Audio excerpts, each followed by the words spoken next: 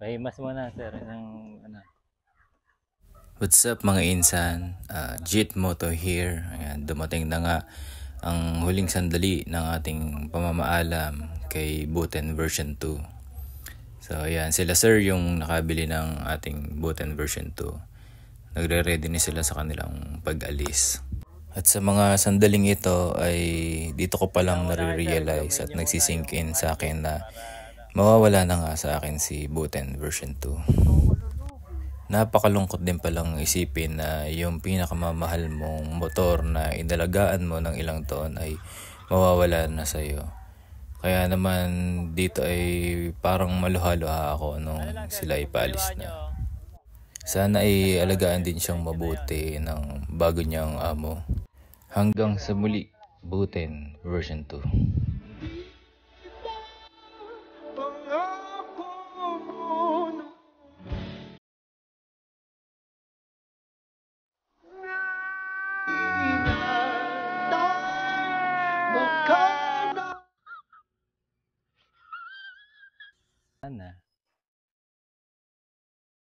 Wala na si tropa. Wait a minute.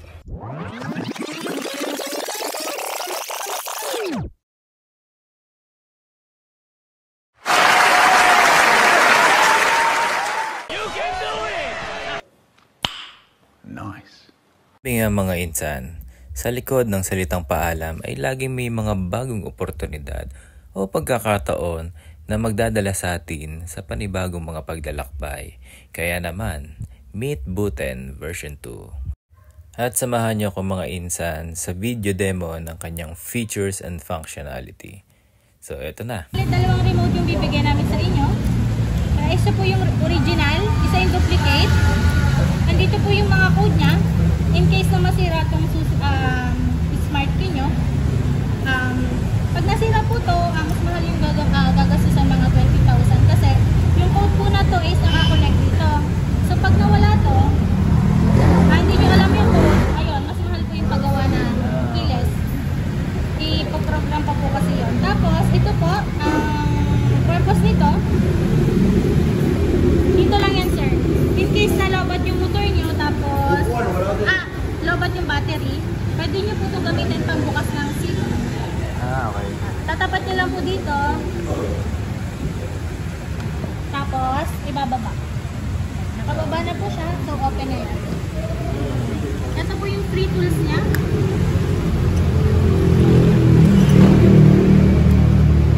Tapos, na-open na natin siya, sir. Hindi nyo ito masasara hanggang hindi nyo tinataas ito. Kailangan itataas din muna ulit bago nyo isara.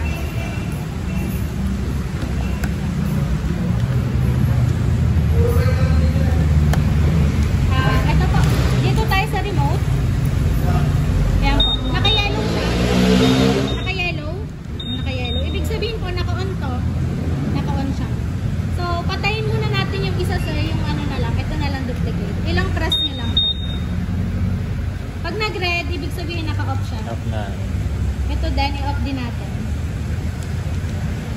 Hindi po siya na ano, nagko-call back.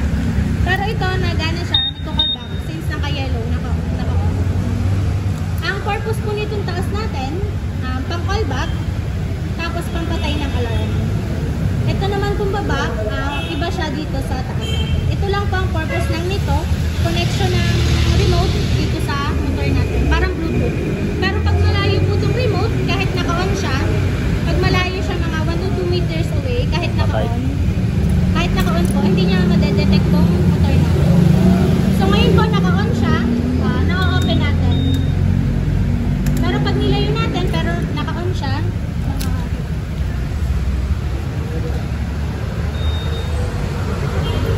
hindi po siya nabubuhay. Okay. Pag malapit lang.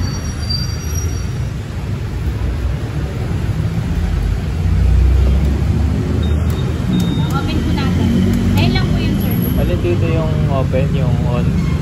Ito po yung connection. Ito. I-long press ko siya? Or ano? Okay lang naman, sir, lagi itong naka-on. Kasi pag Basta malayo malapit na- lang. Okay. Pero kung i-off nyo po, gusto nyo po, i-long press nyo lang Long din. press. Hindi natin mabubuhay. Pag po naka-red, pag naka-on lang. Pag naka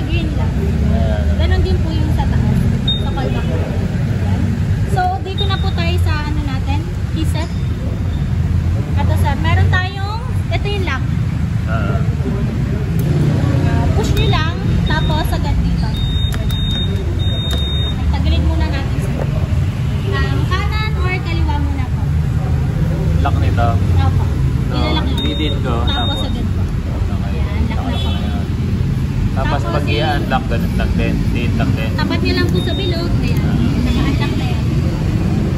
Tapos sa seat po, try niya po. Ididin din. Push lang ulit po. Ayan. Sa seat na po. Seat. Seat. Tapos pindutin niyo po. Okay. Ay po, working po. Sa fuel po. Try po natin. Yun din po. Tapat lang din po dyan. Seat and fuel. Tapos pinto. Ito po. Ito siya. Okay. Yan.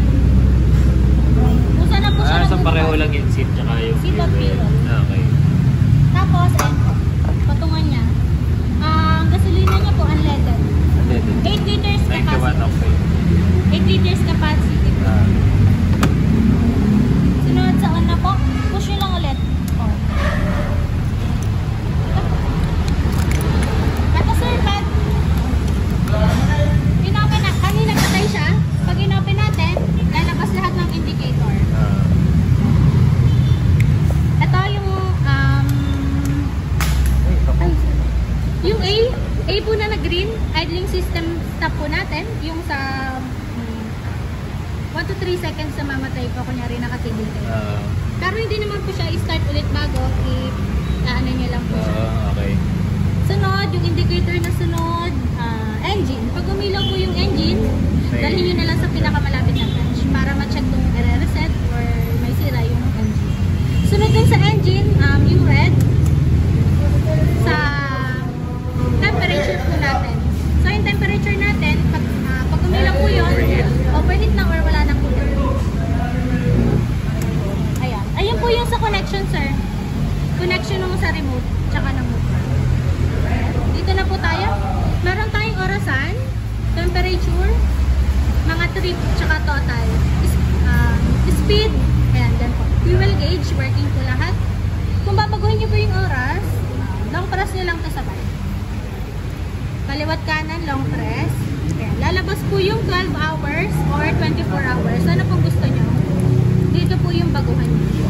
24 hours na lang. or 24 na lang po. Yan, nakatapat na sa 24. Pindutin nyo yung set. Lalabas na yung oras. Tatapat muna siya sa oras po. 11:57. 51. 52 na natin, sir. Dito nyo po babaguhin din. Pag nakatapat doon, dito nyo mababago. Kung ano yung nagbiblink, yun po yung mababago. 11. Iset nyo po ulit. Yan, dito naman babaguhin. 52 na natin, sir. 52. Ayan. Isa pang set, lalabas yung brightness. Dito nyo naman po babaguhin din. Kung anong gusto nyo. Ano pong gusto nyo? Malinaw na lang? Okay na. Okay Isa na. pang set. Set pa ulit. Lalabas yung temperature. Yung temperature na to, sir, hindi to dun sa kulan saan kanina. Ito yung sa kapaligiran. Temperature ng kapaligiran yun. Tapos, battery. 4.3, normal po. Nagiging 40-15 kapag umaandar kasi nag-recharge yung battery natin. Ayun po yun. Sunod doon. Average consumption. Fuel. Trip A. Purpose po ng trip A natin, sinusukat lang yung kilometers ng pinuntahan yung lugar. Kung i-reset nyo po yan, since naka 0.3, ilang press nyo to para mag 0.0. Sunod total. HSTC. Yung HSTC po natin, sir, ano to, safety purpose ng ATV. Para in case kunyari, malubak, mabuhangin, malumot, madulas yung daan, sa traction control po siya. Honda sensing. Apo. Ang disadvantage lang po ng HSTC natin, pag naka-on, ano lang siya, mahirap i-ahon sa pataas na lugar. So kung may pataas po na paahon na lugar, i-off nyo na lang itong HSTC para hindi mahirap i-ahon. Since nakatapat po tayo sa HSTC ngayon, ilalang press nyo to. Parang ma-off siya. Yan. Lalabas po to, ibig sabihin naka-off. Okay na po siyang i-ahon. Pero suggest namin, sir, lagi na lang i-on. Off nyo na lang kapag may paahon. Long press nyo lang ulit to. Yan. Okay na po yun. Try po natin yung okay na tayo dito, sir, nung working naman yung fuel sa ilaw. High, low. Ayan po, okay naman.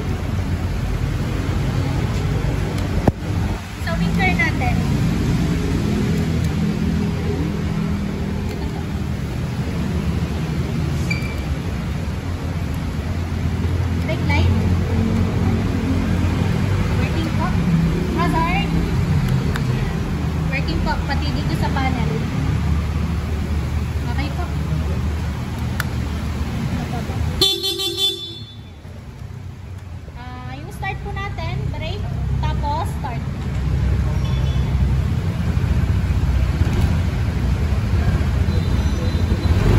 Working din po tayo dito sa speed on po. Sa instant po, Matay.